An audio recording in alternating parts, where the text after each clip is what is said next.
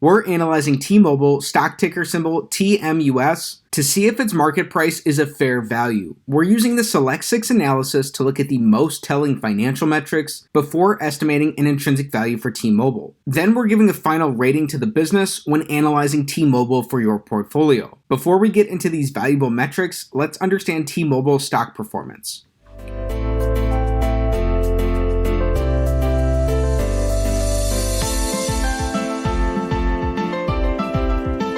Currently, T-Mobile is trading for $144.84 per share. Over the last year, in very sharp contrast to the S&P 500, T-Mobile is up 13%. Over the last 5 years, T-Mobile is compounding its stock price at 19% annually. And going back nearly 10 years to when T-Mobile was publicly listed, the business is compounding its stock price at 21% annually. T-Mobile is up more than 7 times from when the business was listed in 2013. Right now, T-Mobile is trading $10 below their 52-week high. The business is more than $20 above their 52-week low. T-Mobile is a very large business. They have a $176 billion market cap. To learn more about the business, Deutsche Telekom merged its T-Mobile USA unit with prepaid specialist Metro PCS in 2013, creating T-Mobile US. Following the merger, the firm provided nationwide service in major markets, but spottier coverage elsewhere. T-Mobile spent aggressively on low-frequency spectrum, well-suited to broad coverage, and has substantially expanded its geographic footprint. This expansion, coupled with aggressive marketing and innovative offerings, produced rapid customer growth. With the Sprint acquisition, the firm's scale now roughly matches its larger rivals, Verizon and AT&T. T-Mobile now serves 73 million postpaid and 21 million prepaid phone customers, equal to about 30% of the US retail wireless market. In addition, the firm provides wholesale service to resellers. The company was founded in 1994 and is based in Bellevue, Washington.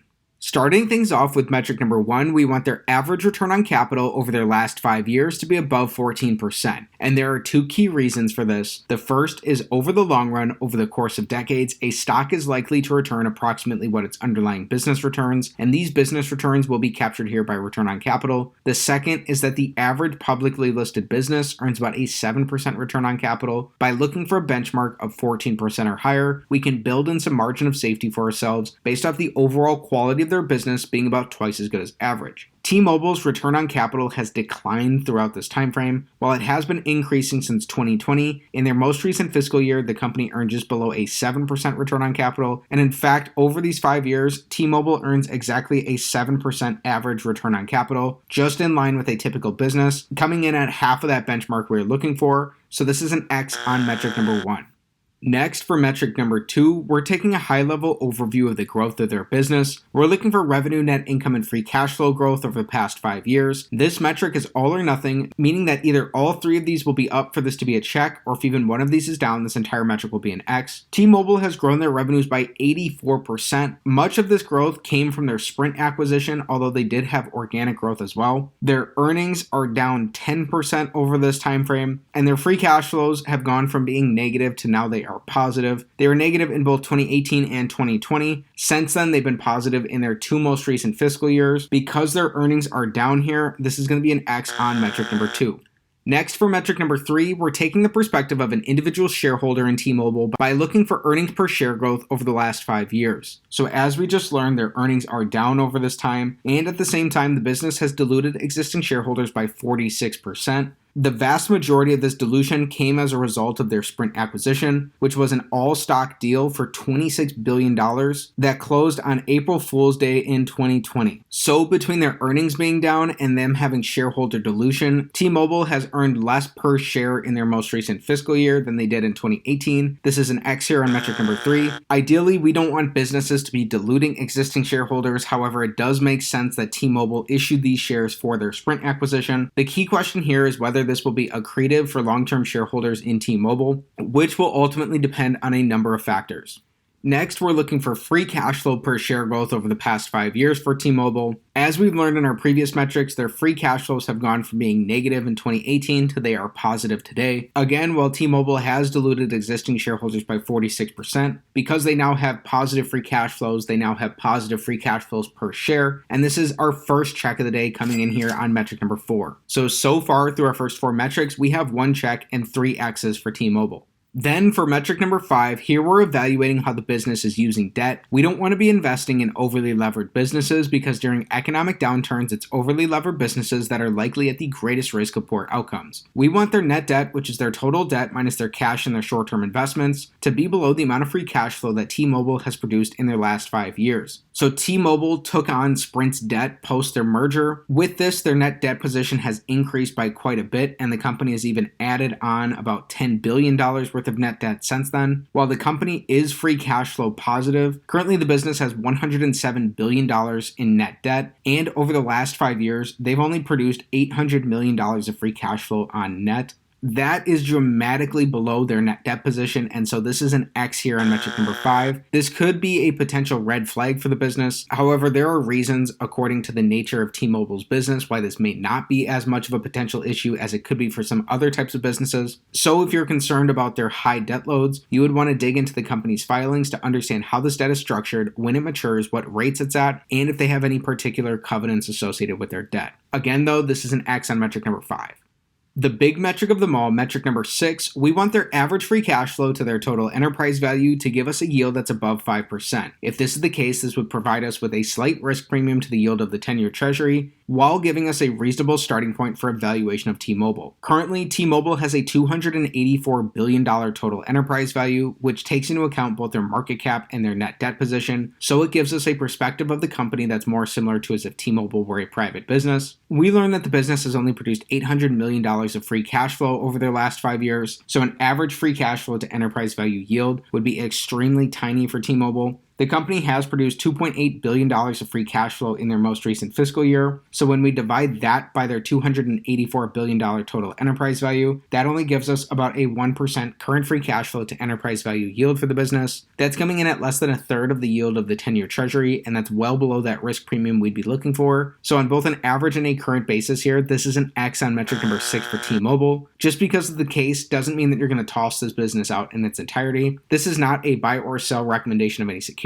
and it's not financial advice. Here we're using a discounted cash flow model to estimate a fair value for T-Mobile. We're starting with the business's current cash flows per share and using historical growth assumptions for how they've grown over the past 10 years to project these free cash flows out into the future. We're using how T-Mobile has grown their book value because the business is so asset heavy, especially as their free cash flows have fluctuated pretty dramatically over the past 5 years, and they had a huge acquisition for Sprint. If we assume that the business grows their free cash flows at a rate of 11% annually over the next 10 years, then during the 10 years out after that this growth rate would be cut in half. It looks like at today's valuations, if you were seeking a 15% rate of return, a potential fair value for T-Mobile would be about $29 per share. That's pretty dramatically off from the business's current stock price. There are some reasons for this. We didn't add in their tangible book value, which there are reasons why the accounting behind that could be potentially skewed for this business. That's something you'd want to be mindful of. T-Mobile has also not had the most predictable business in its past. A discounted cash flow model is based on the predictability of a company's free cash flows, so that has a significant impact here as well. Also, it's likely that the business is not up to its full earnings potential, as the company finalized that Sprint acquisition just 3 years ago. Those are all factors to be mindful of. The most important factor here, though, is that this analysis is not financial advice. It's not a buy or sell recommendation of any security. Before considering any potential investment decision, please consult with your financial advisor. In just a minute, we'll talk about our rating for T-Mobile, but we have to address something first. What are some of the qualitative aspects of this business? Starting with the qualitative aspects supporting a potential long thesis for T-Mobile, number 1, their free cash flow, already positive during the Sprint integration, could grow sharply, providing the ability to return capital to shareholders. Number 2, the Sprint merger has catapulted T-Mobile near the top of the industry, with ample scale to compete and a spectrum portfolio no carrier can match. Heavy recent network investment will likely bring operating cost savings and a leading position in 5G. And number 3, after several years of unprecedented success, T-Mobile has the wind at its back. The firm's reputation with customers is as strong as ever, and its network is delivering better service than the other carriers. Then for some of the qualitative aspects supporting a potential short thesis of the business. Number 1, T-Mobile's aggressive style has created enemies in the industry. The firm recently lost Dish as an exclusive wholesale customer, with AT&T now also a Dish partner. Number 2, T-Mobile will need to increase network density to utilize Sprint's 2.5 GHz spectrum, requiring upfront investment and heavy ongoing operating costs. The firm also needs to clean clean up spectrum leases in this band. And number 3, as the race to 5G heats up, T-Mobile will need to step up investments, potentially pressuring cash flow, or it could fall behind AT&T and Verizon, which have dense fixed-line networks at their disposal. There you have it for a balanced perspective of some of the qualitative aspects in their business. Now it's time for a rating of T-Mobile. In analyzing T-Mobile, stock ticker TMUS, we learned that the business earns just average returns on capital. They've grown their revenues and their free cash flows over the past 5 years, but their earnings are slightly down. The company has diluted existing shareholders by 46%, mostly for their Sprint acquisition. Similar to other telecom companies, T-Mobile has a huge amount of debt, especially relative to the free cash flows the business has produced. Over the last 5 years, they've just produced a small amount of free cash flows, and so the business was off on both a current and an average basis of their free cash flow to their enterprise value yields. That wasn't providing a risk premium to the yield of the 10-year treasury. As a note, T-Mobile does not pay out dividends, which is unlike their peers AT&T and Verizon. However, that could potentially give them an advantage here. Then performing a discounted cash flow analysis. If you've done the work and you believe those historical growth assumptions will be accurate and applicable going forward for the business, again, T-Mobile did not have a high degree of predictability in its past, so that's less likely to be the case than for other businesses. If you were seeking a 15% rate of return at today's valuations of T-Mobile, it looks like a fair value for the business is around $29 per share. That's very significantly below T-Mobile's current stock price. There are factors we mentioned why this may be potentially flawed for the business. So if you are interested in T-Mobile, I would still encourage you to dig into the business. However, given the factors of our analysis today, it looks like T-Mobile is only a weak candidate in terms of its attractiveness for further research. Still, I'm happy to analyze the business, and if you enjoyed today's video, please be sure to like the video, subscribe to the channel for more stock analysis videos, and comment down below what business you want me to take a look at next time. Thanks for learning about T-Mobile with me, and have a great day.